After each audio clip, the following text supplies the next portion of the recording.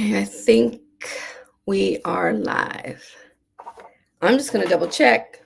I always like to double, triple check to make sure we're live because sometimes we be having problems with this Facebook, if y'all know what I mean. Yeah, I think we're showing live. Okay, we're good. Okay, good afternoon, everybody. Um, I'm back on my live series, my live streams on Fridays. I kind of fell off. I was sick last week.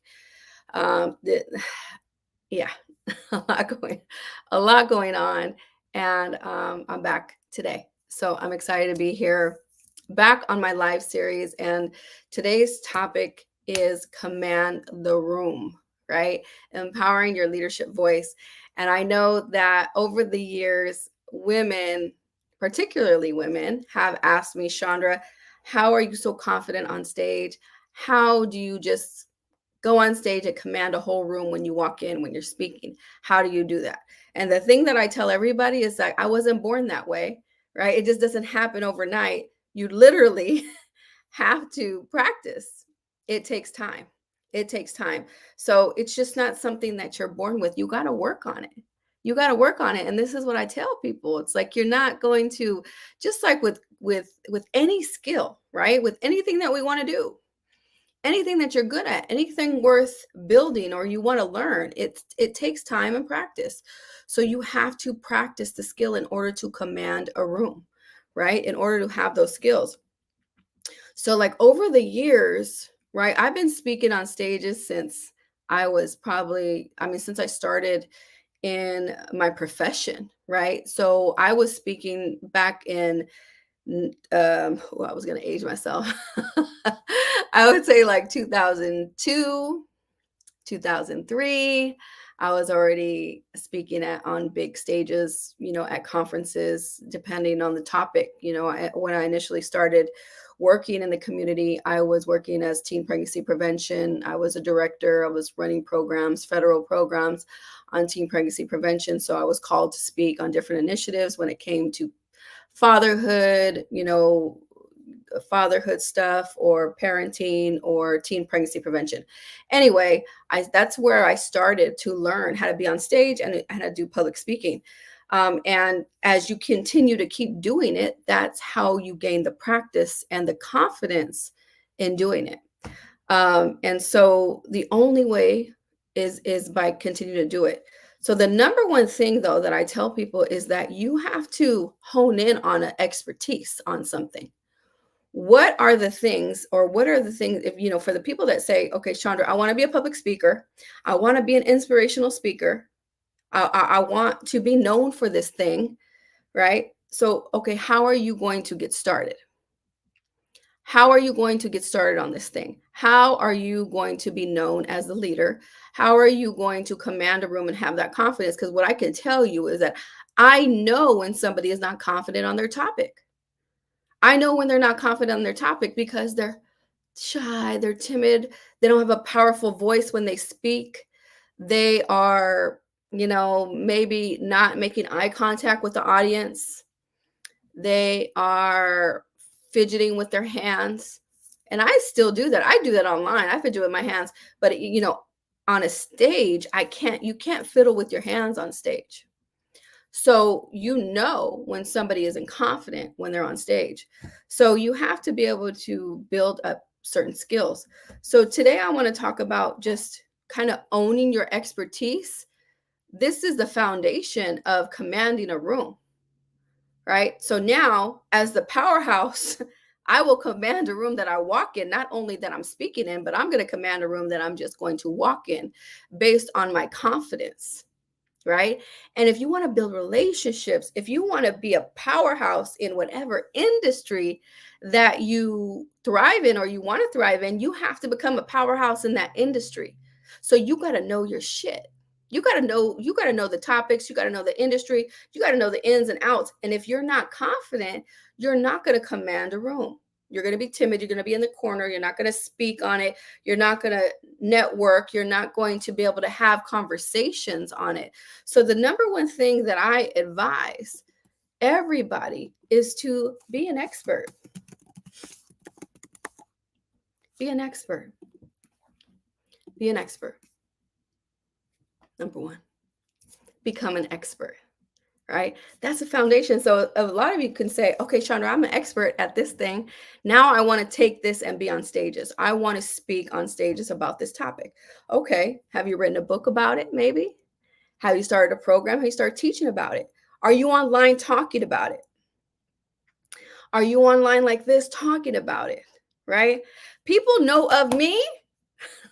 Know I'm the powerhouse. Look, the logo. I have the logo on my shirt. I mean, I talk about it. I'm not hiding.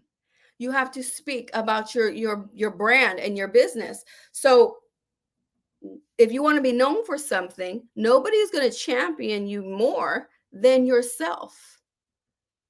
Okay? So you have to put yourself out there. You have to start talking about that topic. So one, you're the expert, all right? Two, you got to start talking. Start putting yourself out there. Start putting yourself out there. What does that mean, Chandra? What does that mean to start putting myself out there? Okay. So if you're an expert and you want to say you want to talk about human trafficking, okay, because that's near and dear to your heart, because maybe you went through it or somebody you know has gone through it. Okay, write a book about it, write an ebook about it, or just start going online and talking about it. I tell clients all the time, you're really overcomplicating it. Just click live or click record and start talking about it. Oh, Shauna, that's easy for you because you do it all the time and you're so good at it. That's an excuse. That's an excuse. Anybody can do this. Okay. You have the internet that is for free. It's free platform for you to market and promote whatever movement, whatever thing that you want to put out there in the world. It's there for you to do. There's no excuses. There are absolutely none. So you can do it. You can do it. So start putting yourself out there. You have to start practicing online, and going online and talking about the topic that you want to talk about is an excellent way to practice. To practice what you want to say. You don't need a script. If you're an expert, you don't need a script. So I tell people every day, if you're an expert, you don't need a script. Talk about what you know. Talk about what you know. Oftentimes when I go live, I don't have bullet points. I don't have a script or what I'm going to talk about, because if I'm going to come live about a topic or whatever topic that it's showing you that I'm going to talk about, I'm going to know it like the back of my hand. I'm not going to pretend like I know it. I'm not going to come on here and act like I know it. I'm going to know it just like you need to. If you're going to come live, if you're going to do any video, just talk about what you know, and it's going to be more comfortable for you. What becomes uncomfortable is when you start to create things that you are not an expert in yet. Right? If you are not a speaker and then you're like, I want to teach women how to be public speakers. Why? You're not one. I want to teach women to make a whole lot of money. Why? You're not making a lot of money. How you gonna do that? There's a lot of there's you got to kind of teach what you're doing. Teach what you're doing or what you know best. All right. So start putting yourself out there, start utilizing the resources that are free in front of you, and start practicing. Right. This is how you learn to command a room. This is real life, real world, 2024 ways that you can practice. All right. The next thing I tell people to do is to be confident. To be confident in yourself and in how you look. So a lot of people are like, oh, I gained so much weight. I don't like the way I look. Like, I say these same things to myself. But what I know is that I'm the only one in charge of that. If I want to fix that, I have to fix it. I have to exercise. I have to eat less.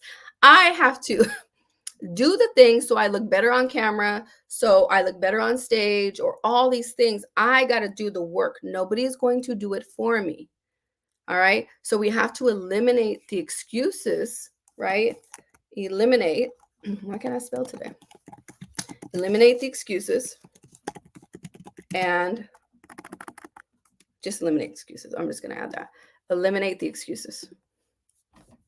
Eliminate the excuses. Eliminate the excuses that I don't like the way I look on camera.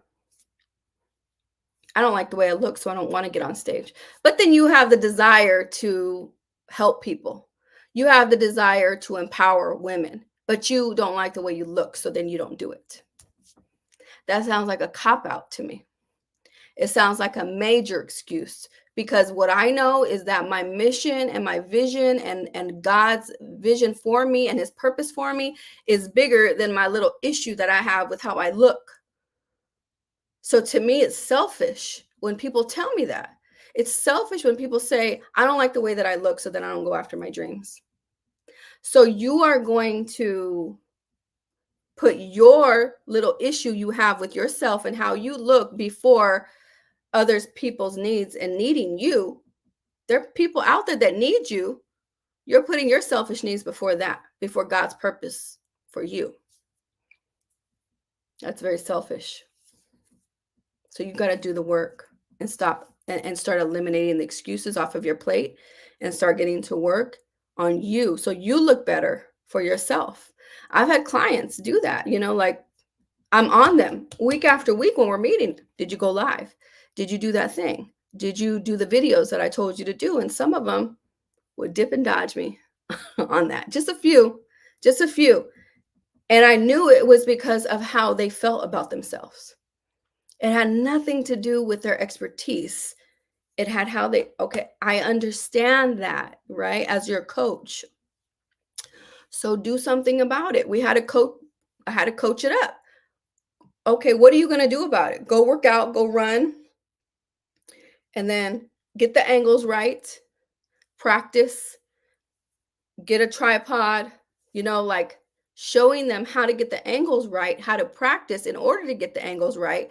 So then they could be comfortable with how they looked. If you don't want to go live, you can always pre-record and do a video. So then you can practice and get the angles right, record it, be able to watch it, and then put it out there to the world.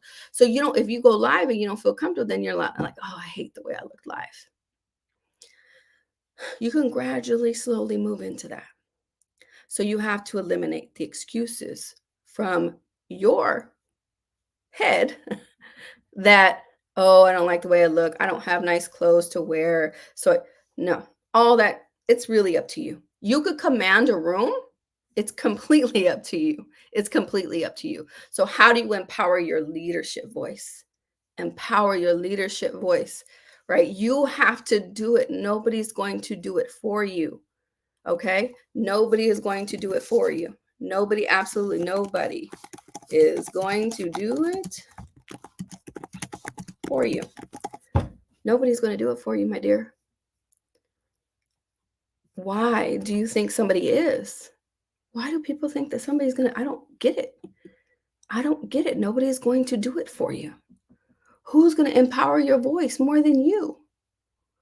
This is why coaching is so important, because I have to kick women. I have to literally push you over the edge to get it done. We need it.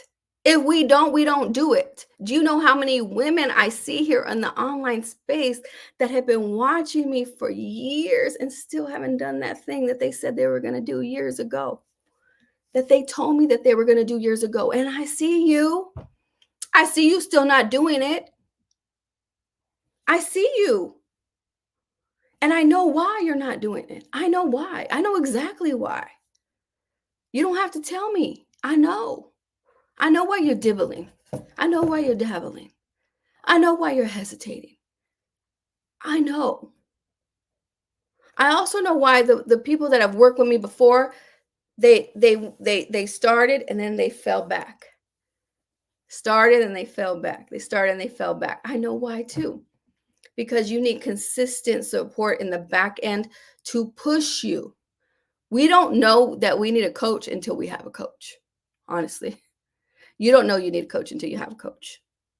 So you need to be able to have somebody in your corner to push you to take those chances. There's a lot of clients that I have who command a room now. And if they weren't coached by me, then their voice and their words and the changes that they make in people's lives would never happen if I didn't coach them.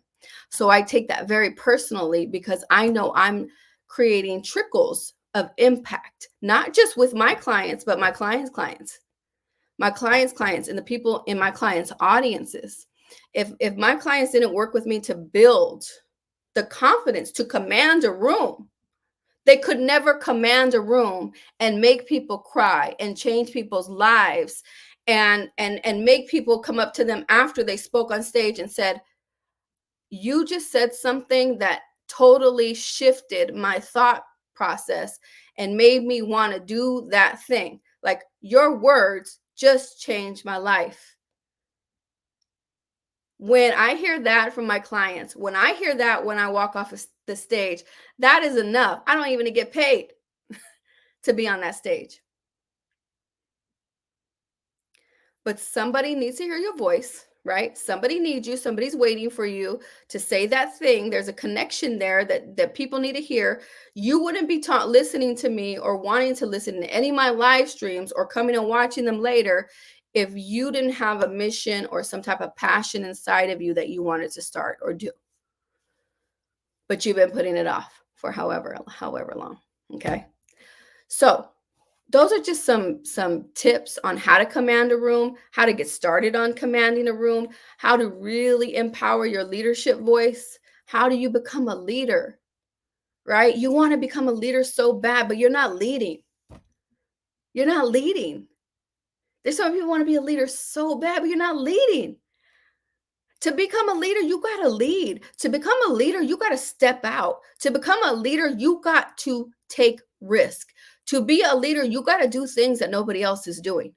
To be a leader, you got to not care what people think. To be a leader, you got to put yourself out there. To be a leader, you have to make some people mad. To be a leader, you're going to have to burn some bridges and make it happen. It's just part of leadership. It's part of making it happen because not everybody's going to be happy when you put yourself out there. All right. So if you have seen all my wins, you've seen my challenges. I shared some challenges in life that I've been going through on my stories yesterday. So hopefully you heard them. If you've seen that and you're like, you know what, I want to work with Chandra because it's time, right? I've been putting this off. I have a info session every Saturday. Okay. For the next couple Saturdays, they're going to be at 10 a.m. They're usually at noon, but I have events that I have to go to. So tomorrow at 10 a.m., I have an information session to learn what it's like to work with me. What are the options to work with me? And I want you to come. I'm going to put the link in the comments or just message me and say, Chandra, I want to attend and I want to see you there. Okay.